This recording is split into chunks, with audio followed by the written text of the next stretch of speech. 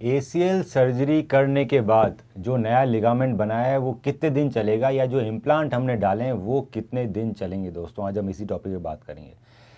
तो जब दोस्तों एसीएल सर्जरी की जाती है, पहली बात एसीएल टीयर पे जो सर्जरी की जाती है वो दूरबीन से की जाती है, आर्थ्रोस्कोपिक, मतलब उसमें कोई बड़ा चीरा नहीं लगता, सब कुछ छोटे छोटे होल से एक पतले से टेलीस्कोप के माध्यम से सर्जरी हो जाती है। जो नया एसीएल बनता है दोस्तों वो आप ही के मांसपेशी के टुकड़े मतलब हैमस्ट्रिंग टेंडन से निकाला जाता है।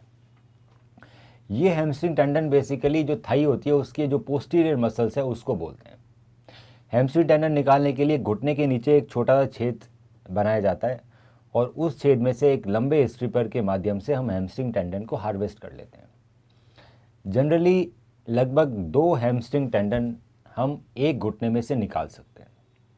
तो जब भी एसीएल सर्जरी होती है, अगर कन्वेंशनल मेथड से हो रही है बायो स्क्रू की मदद से, तो 2 हैमस्ट्रिंग टेंडन आपके थाई में से निकाले जाते हैं। उन दोनों टेंडन को डबल किया जाता है।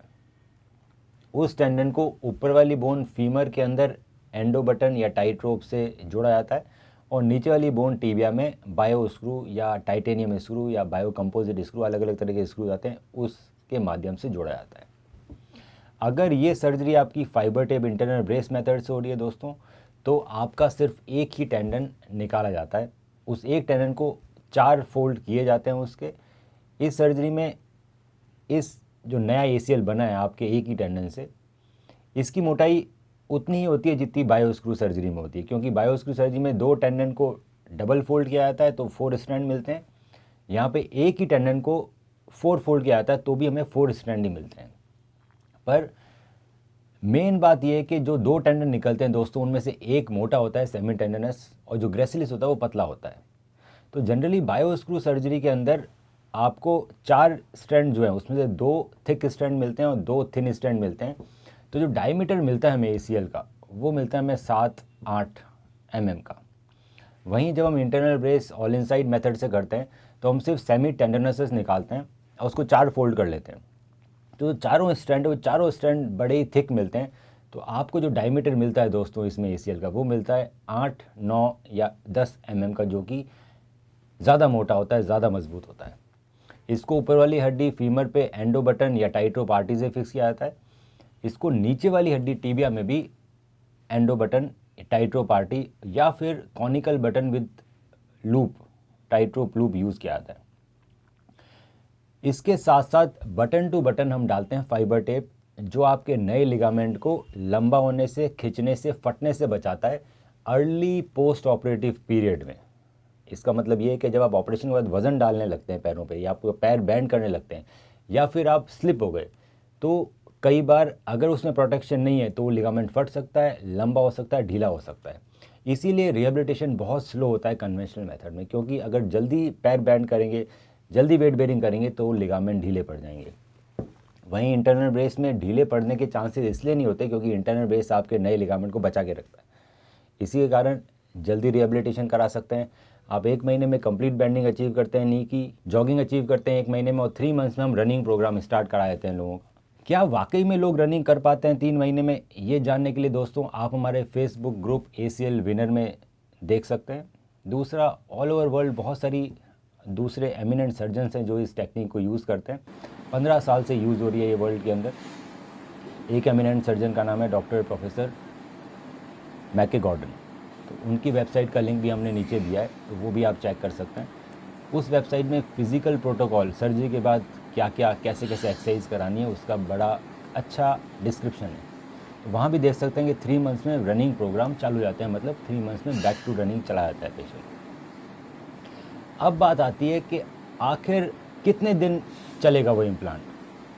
दोस्तों, एक बार आपका लिगामेंट आपकी हड्डी से चिपक जाता है, जिसमें 6 महीने लगते हैं, तब हमारे इम्प्लांट की जो नीड है वो ख़त्म हो जाती है। जब हम कन्वेंशनल मेथड से ये करते हैं तो हमें 6 महीने तक बचा के रखना पड़ता है, क्योंकि अंदर कोई सपोर्ट नहीं है जब तक कि वो हड्डी से चिपक नहीं जाए। एक बार वो चिपक गया तो इम्प्लांट की नीड ख़त्म हो जाती है। वहीं इंटरनल ब्रेस के अंदर, क्योंकि इंटरनल ब्रेस बना हुआ है, इसलिए हम 3 मंथ्स के अंदर ही एक्टिव रनिंग प्रोग्राम चालू कर देते हैं।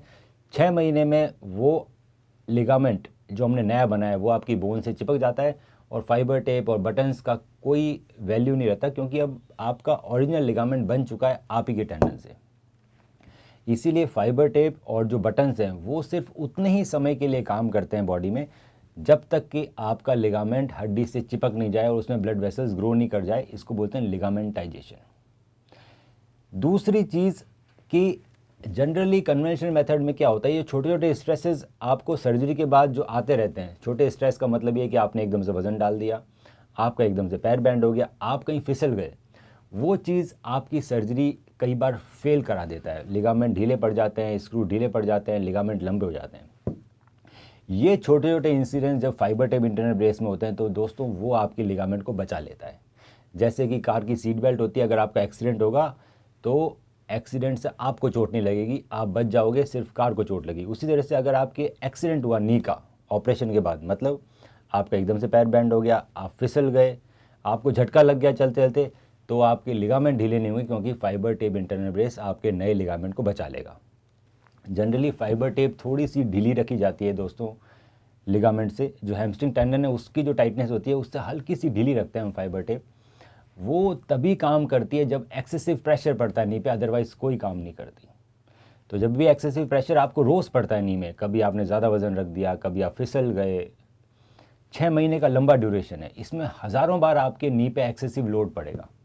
ये एक्सेसिव लोड कन्वेंशनल सर्जरी को फेल कर देगा। वहीं ये excessive load fibre tape internal brace surgery पे कोई असर नहीं लाएगा, क्योंकि फाइबर टेप आपके नए लिगामेंट को बचा लेगा। 6 महीने बाद भी लिगामेंट की लेंथ उतनी ही रहेगी जितनी हमने सर्जरी के दौरान बनाई थी, क्योंकि फाइबर टेप उस लेंथ को मेंटेन करेगा। वहीं स्क्रू सर्जरी में वो लिगामेंट की लेंथ बढ़ जाती है और वो फेलियर की तरफ चला जाता है पेशेंट। इसलिए दोस्तों फाइबर टेप इंटरनल ब्रेस आपके नए लिगामेंट को बचाता है जब तक कि वो हड्डी से चिपक नहीं जाता और उसको फेलियर से की तरफ नहीं जाने देता है। एक बार लिगामेंट हमारी हड्डी से चिपक गया 6 महीने के अंदर, तो बटन्स का, फाइबर टेप का कोई रोल नहीं रहता।